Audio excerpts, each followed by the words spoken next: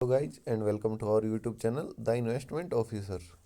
तो asset performance in 2025 की अगली वीडियो में अब हम बात करेंगे एसआईपीज ने कैसा परफॉर्म किया है 2025 में, और इनमें भी खास तौर पे लार्ज कैप, मिड कैप और स्मॉल कैप का हम अच्छे से एनालाइज करेंगे। तो सबसे पहले हम जानते हैं कि एसआईपी होता क्या है। एसआईपी होता है सिस्टमेटिक इन्वेस्टमेंट प्लान। कुछ लोग सोचते हैं ये सिंपल इन्वेस्टमेंट प्लान है, नहीं, ये सिस्टमेटिक होता है।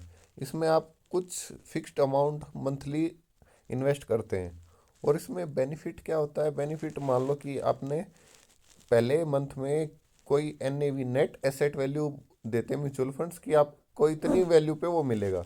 तो मान लो आपने पहले एनएवी पे 2 की एनएवी पे खरीदा, और नेक्स्ट मंथ खरीदा आपने 4 की पे, तो टोटल कितना हुआ 6। लेकिन आपका वो 6 ना होके, इतना प्रॉफिट ना होके 6 डिवाइडेड बाई 2 करोगे तो आपकी वैल्यू आई 3, जो आपकी एवरेजिंग होगी। लेकिन चल कितना रहा है प्राइस 4, तो 3 से 4 ये आपका प्रॉफिट होगा पूरा। फिर ये reduce impact of market volatility. SIP में फ़र्क नहीं पड़ता कि मार्केट नीचे जा रहा है या ऊपर जा रहा है। अगर मार्केट गिर भी रहा है ना, तो एसआईपी में बहुत वैल्यूएबल है वो चीज़ कि मार्केट गिरे, क्योंकि जब वैल्यू गिरेगी तो आपको एनएवी ज़्यादा मिलेगी, ताकि जब मार्केट उठेगी तो आप अच्छा बेटर रिटर्न निकाल सकते हैं उससे। और ये लॉन्ग टर्म वेल्थ क्रिएशन के लिए बहुत आइडियल है। अपने इंडिया में सिर्फ 10 से 15% पॉपुलेशन ही 10 से 15% इन्वेस्टर ही 5 साल से ऊपर की एसआईपी कर पाते हैं। बाकी बीच में ही छोड़ के या किसी वजह से अपना पैसा निकाल लेते हैं। अब हम बात करते हैं की ग्रोथ ड्राइवर्स की, कि किन किन फैक्टर्स की वजह से मार्केट ने 2025 में कैसा परफॉर्म किया। तो पहला, आरबीआई ने रेट कट किए। इस बार 100 बीपीएस का रिडक्शन देखने को मिला हमें 2025 में। पहले रेपो रेट थी 6.5% पे, लेकिन अब है 5.25% पे। फिर जैसे ही रेट कट होता है तो बाजार में पैसा आता है, तो लिक्विडिटी इंप्रूव हुई और लोअर बोरोइंग कॉस्ट हुई। फिर स्ट्रॉन्ग जीडीपी ग्रोथ देखने को मिली। अभी प्रोजेक्टेड है 2025-26 में हमारी जीडीपी 6.8% के उससे ग्रो करेगी। फिर कॉरपोरेट अर्निंग्स ग्रोथ और बैलेंस शीट ग्रोथ ने भी काफ़ी बड़ा योगदान दिया इस बार मार्केट को स्टेबल रखने में।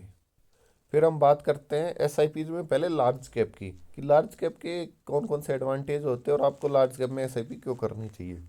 तो पहला, कि लोअर वोलेटिलिटी और better downside protection. Large cap में आप ये मान लीजिए कि इंडिया की वो बड़ी कंपनियां हैं जो आपको लगेगा कि कभी डूब नहीं सकती। जैसे अंबानी की कंपनी हुई, अडानी हुई, एसबीआई हुआ। तो ये कंपनियां जो too big to lose company है ना, वो। फिर अर्निंग एग्जीक्यूशन ड्रिवन ग्रोथ, कि इन जो बड़ी कंपनीज की अर्निंग्स हैं हर क्वार्टरली इनकी वो अर्निंग्स आती है, तो वो काफ़ी अच्छी रही हैं। फिर सूटेबल फॉर कंजर्वेटिव इन्वेस्टर, मतलब जो इन्वेस्टर्स रिस्क नहीं लेना चाहते ना, उनके लिए सबसे अच्छी है कि वो लार्ज कैप एसआईपी कर लो, तो भी 10 से 12% का रिटर्न आपको ओवर द ईयर्स मिलेगा।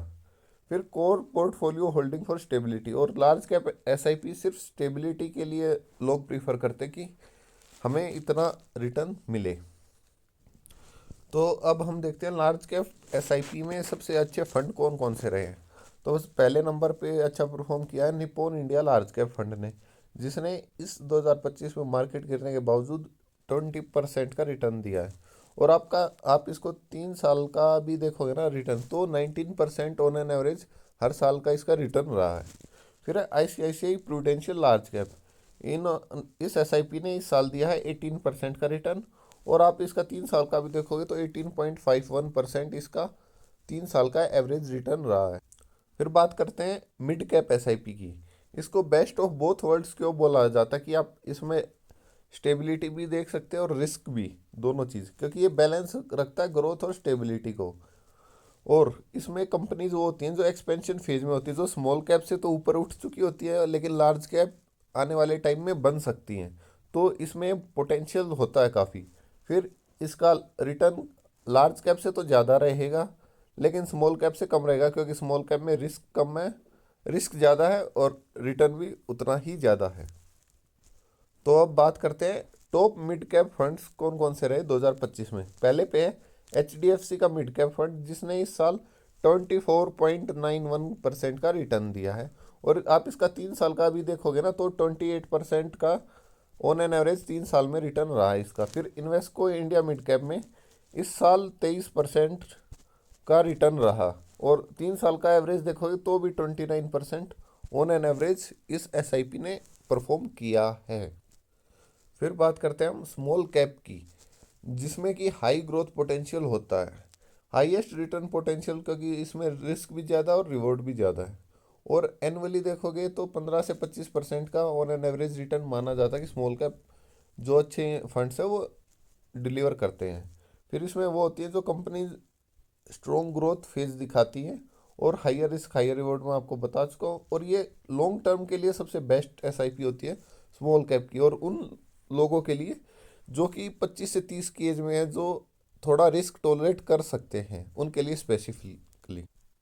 फिर है स्मॉल कैप एसआईपी में इस साल कौन कौन सी एसआईपी ने अच्छा परफॉर्म किया, तो इसमें बंधन स्मॉल कैप इसने 25% का ऑन एन ईयर रिटर्न दिया है, और 5 साल का भी इसका CAGR देखोगे तो 20% के आसपास दिखेगा, जो कि बहुत स्ट्रॉन्ग है।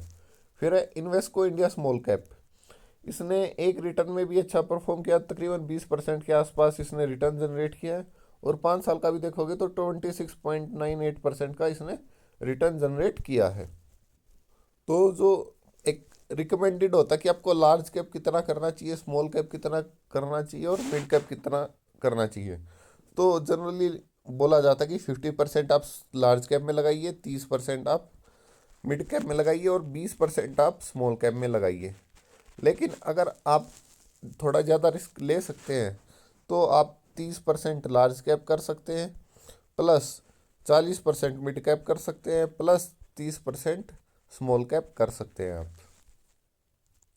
तो इस पीपीटी के की टेकअवेज क्या थे कि आरबीआई के रेट कट ने सपोर्ट किया इक्विटी ग्रोथ मार्केट को, एसआईपीज मार्केट को अच्छे से सपोर्ट किया है। फिर जो मिड कैप एसआईपी थी उन्होंने आउट परफॉर्म किया है 2025 में। रीज़न क्योंकि लार्ज कैप थोड़ा रिस्क कम है तो रिटर्न थोड़ा कम जनरेट कर पाते हैं, और स्मॉल कैप थोड़ा डाउन रहे इस बार, तो इस बार मिड कैप ने आउट परफॉर्म किया है 2025 में दोनों को। फिर diversification across market caps is crucial, ये नहीं कि आप अपना सारा पैसा स्मॉल कैप में लगा दें या सारा पैसा लार्ज कैप में लगा दें, आपको इन तीनों के बीच में वो डाइवर्सिफिकेशन करना पड़ेगा कि लार्ज कैप में कितना इन्वेस्ट किया जाए, मिड कैप में कितना किया जाए, और स्मॉल कैप में कितना किया जाए। और जो एसआईपी स्ट्रेटजी है ना, वो लमसम को बीट कर देती है फॉर मिड और स्मॉल कैप्स में।